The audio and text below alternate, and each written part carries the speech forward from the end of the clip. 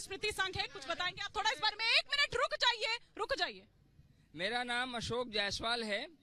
ये जो कोठारी बंधु दोनों भाई अयोध्या में 1990 की कार सभा में बलिदान हुए थे, दोनों हमारे संगी साथी थे। हम सभी उनके और नाम से स्मरण में राम शरद कोठारी स्मृति संघ नाम का एक संगठन बनाए हैं 1991 में।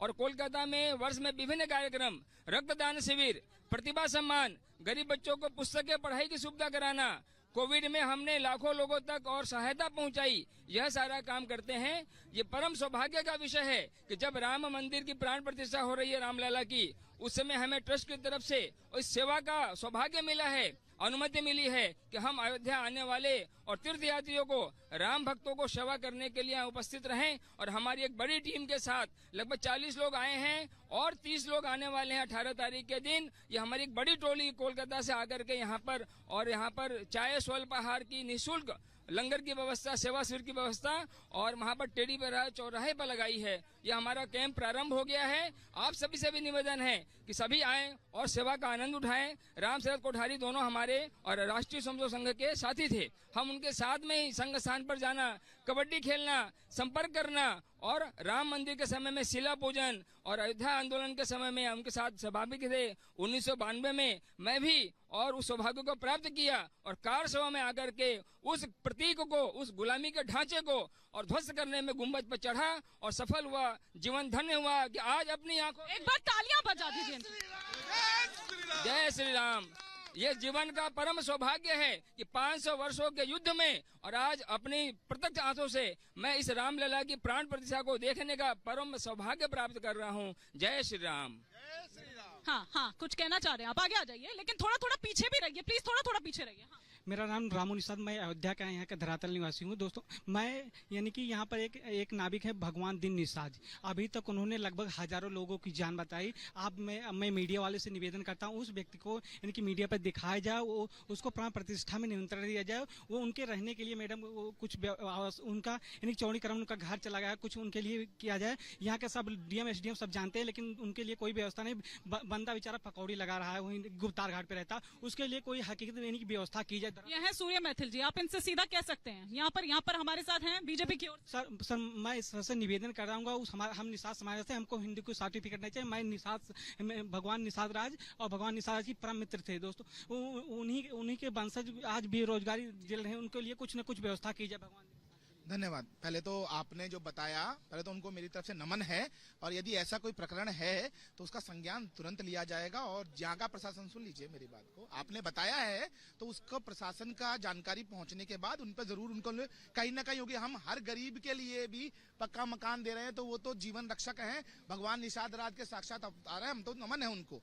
अब रही बात दूसरी कि अभी आपने देखा हिमानी जी, यहाँ आपने कांग्रेस को भी सुना, यहाँ पर आपने जनता को भी सुना और यहाँ पर आपने कोठारी बंधुओं के जो महासंघ है उनके लोगों को भी सुना। मैं भी आपको बताना चाहता हूं कि मेरे खुद के चाचा जी भी 1990 की कार सेवा में यहाँ आए थे। वो दिल्ली पुलिस में सब इंस्पेक्टर सिलेक्ट होने के बाद यहाँ कार सेवा करने आए थे। उनके पैर में गोली लगी थी, वो आज भी लंगड़ा के चलते हैं और आज वो प्राध्यापक हैं। तो एक जुनून था उस समय में, हजारों लोगों ने अपनी यहाँ आहुतियां दी हैं। ऐसे ही हमने ये राम मंदिर नहीं पाया है और ये आज खड़े होकर इस प्रकार की अभद्रता वाली बातें कर रहे हैं नरेंद्र मोदी जी के लिए। ये वही नरेंद्र मोदी है ना जिन्होंने वो जो रथ यात्रा थी उसके सारथी कौन थे? नरेंद्र मोदी जी थे। उन्होंने कहा था ना कि मैं प्रण लेता हूं कि मैं दोबारा यहां तभी आऊंगा जब भगवान श्री रामचंद्र जी का भव्य और दिव्य मंदिर बनाऊंगा। उन्होंने कहा था कि मैं इस देश के माथे पे से 2 विधान, 2 प्रधान, 2 संविधान का जो कलंक है वो कलंक साफ करूंगा। तो उन्होंने वो कलंक भी साफ किया और सनातनियों को 550 साल से जो उसके विग्रह में बैठे थे भगवान श्री रामचंद्र जी के दिव्य और भव्य मंदिर के लिए, आज वो भी प्राण प्रतिष्ठा होने जा रही है। मैं आपसे एक बात कहना चाहता हूं, देखिए जब शिलान्यास हुआ तब भी कांग्रेस के सारे सांसदों ने काले कपड़े पहनकर रुंदन और क्रंदन किया और आज भी कांग्रेस के जो प्रवक्ता हैं वो भी काली जैकेट पहन के आए हुए हैं। यही असलियत है इन लोगों की। ये केवल और केवल राजनीति में विश्वास करते हैं, ये सनातनियों का अपमान करते हैं। सारे लोग काले जैकेट और काला स्वेटर पहने हुए हैं। यही सब बकवास करते हैं भाजपा ही जो है इकट्ठा होते हैं।